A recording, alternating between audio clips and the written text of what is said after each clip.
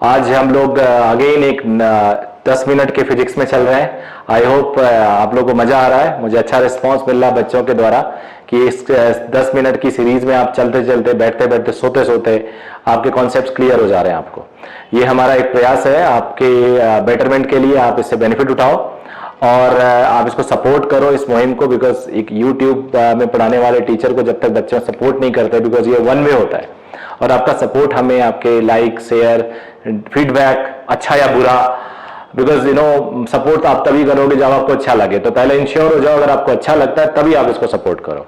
अगर आप पसंद करते हैं, लेक्चर आपको समझ में आ रहा है, तभी आप इसको सब्सक्राइब करो। और अगर पसंद आ रहा है तो जरूर थोड़ा हेल्प करो हमारी इसको मैक्सिमाइज करने में। तो चलो रेन वाटर का केस लेते हैं। बड़ा सिंपल सा केस है। हम घर से निकलते हैं, ऐसे वो देखते हैं बारिश हो रही है, छाता ऐसे करके चलते हैं। जब आगे बढ़ते हैं तो छाता थोड़ा सा टेढ़ा कर लेते हैं, और अगर कभी दौड़ना हो तो छाता आगे कर लेते हैं। बाइक पे जब चलते हैं तो ऐसा लगता है बारिश सामने से आ रही है, छाता आगे कर लेते हैं। तो क्या बारिश अपना डायरेक्शन चेंज कर लेती है? बिल्कुल नहीं। आप दौड़ो तो आप आगे से भीगोगे, पीछे से नहीं भीगोगे। तो क्या बारिश आगे से हो रही है? ऐसा नहीं है। ऐसा भी हो सकता है रेन वाटर में अगर कुछ विंड वेलोसिटी है, नॉर्मली ये जो इंक्लाइंड हो जाता है rain, that is because of your velocity, that is because of the relative velocity. चलो आप देखते हैं, रेन ऐसे हो रही है सिंपली डाउनवर्ड, आप ऐसे जा रहे हो। तो जो मेरा कॉन्सेप्ट है कि आप ऑब्जर्वर हो तो आप रुक गए, आप रेस्ट पे आ गए। अब ये v तो बना हुआ, बट आपकी स्पीड जो u थी वो इसको मिल गई। अब क्या हुआ, वेक्टर आपने पढ़ा होगा, दो वेक्टर का रिजल्टेंट उनके बीच में होता है। इक्वल है तो बिल्कुल बीच में, नहीं तो किसी एंगल पे। अब आपको मान लो आप यहां है तो आपको अपना अम्ब्रेला ऐसे लगाना पड़ेगा, आपको अम्ब्रेला ऐसे लगाना पड़ेगा। आप देखो, अगर आप वर्टिकल के साथ हाइट लो तो tan थीटा लिख सकते हो। ये पैरेललोग्राम लॉ होता है, u यहां आ सकता है, v यहां आ सकता है, तो u upon v, tan theta u upon v। Net speed से रेन की कितनी आपको हिट करेगी? दो 90 डिग्री पे है, u square plus v square. Vector जरूर पढ़ लेना बेटा। और ये जो कॉन्सेप्ट दिया था कि ये रुक गया तो इसकी स्पीड बैक हो जाएगी, फर्स्ट कॉन्सेप्ट दिया था फर्स्ट पार्ट में। अब अगर थोड़ा स्पीड आपने और बढ़ा कर दी, देखो u बढ़ा कर दी, तो आपका जो रिजल्टेंट होगा रेन का वो ऐसे हो जाएगा, थीटा बढ़ जाएगा। ये मान लो थीटा 1 था, ये थीटा 2, ये थीटा 1 मैं लिख देता हूं। tan थीटा 2 ये u2 हो जाएगा अपॉन v।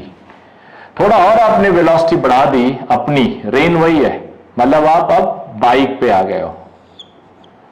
पहले साइकिल पैदल थे, साइकिल पे थे, अब बाइक पे आ गए।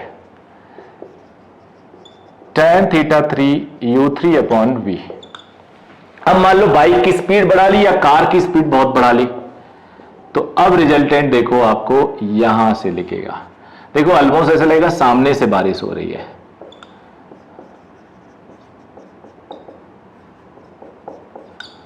ये हो जाएगा।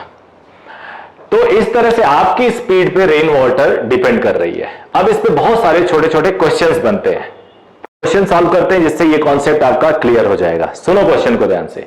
अ person is running at a speed of 5 metre per second and finds that rain is falling downward. वो दौड़ रहा है लेकिन उसे लग रहा है रेन नीचे आ रही है, तो कुछ चक्कर है, क्योंकि दौड़ने पे तो रेन एंगल बना देती है।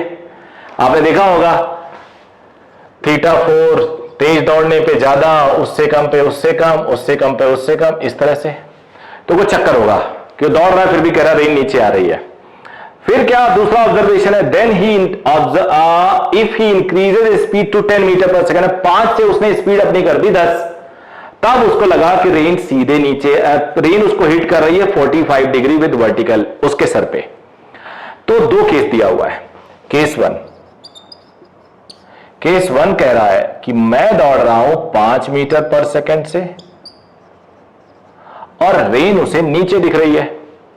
एक बात बताओ, आप अगर दौड़ रहे हो 10 मीटर पर सेकेंड से, आपका दोस्त दौड़ रहा है 10 मीटर पर सेकेंड से, तो what is the relative speed?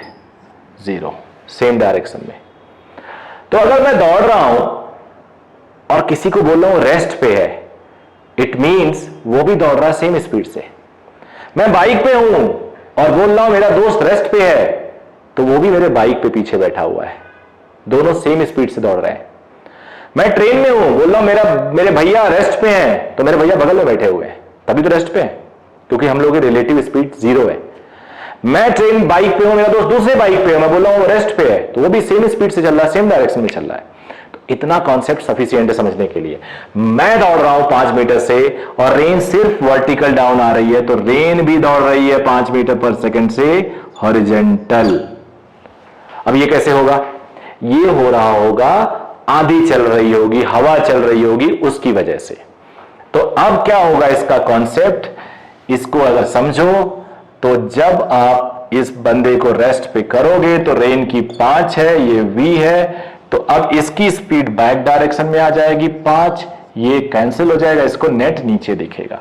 तो पहले कॉन्सेप्ट से आपको रेन की स्पीड 5 मिल गई हॉरिजॉन्टल, केस 1 से। केस 2 से दूसरा मिल जाएगा, इसीलिए 2 केस दिया हुआ है, ये 5 है, ये v है। अब केस 2 में ये कर दिया आपने स्पीड 10 करने का मतलब कि ये अब इस पे 10 दे देगा और रेन की 5 आगे है v।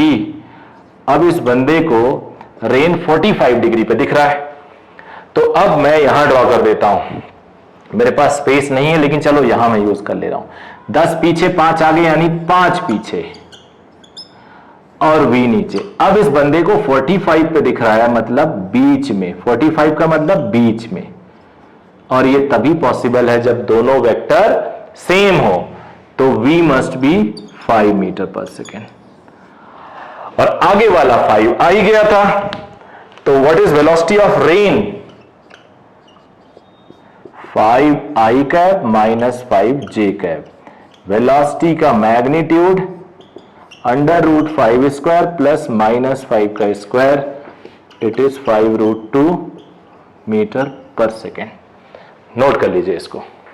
अब इसमें बेटा आपने सॉल्व कर लिया, इसमें कुछ और हो सकता है, जैसे कि 45 की जगह पे 60 डिग्री वर्टिकल पे हिट हो रहा है, तो आप इसको 60 बना देना। हॉरिजॉन्टल से हिट हो रहा है तो हॉरिजॉन्टल थीटा ले लेना। अब ये लिखना आपको आना चाहिए, ये लिखना आपको आना चाहिए। मान लो ये ए वेक्टर है, ये बी वेक्टर है, तो आपको पता है ये ए हो जाता है, ये बी हो जाता है। अब आपको थीटा हॉरिजॉन्टल से निकालना, वर्टिकल से निकालना है, ये सब आप जरूर निकाल लीजिएगा। तो ये आज जो आपको 10 मिनट, 9 मिनट, 11 मिनट, इस तरह से 10 प्लस माइनस कुछ सेकंड में मैं आपको वीडियो दे रहा हूं, these videos are very effective when you use it precisely. आप लोग इसको ढंग से यूज करिए तो मजा आ जाएगा। आप हर दिन 2-3 कॉन्सेप्ट्स सीखेंगे जो कभी नहीं भूलेगा। तो थैंक यू वेरी मच, बताइएगा जरूर आपको कैसा लगा। All the best.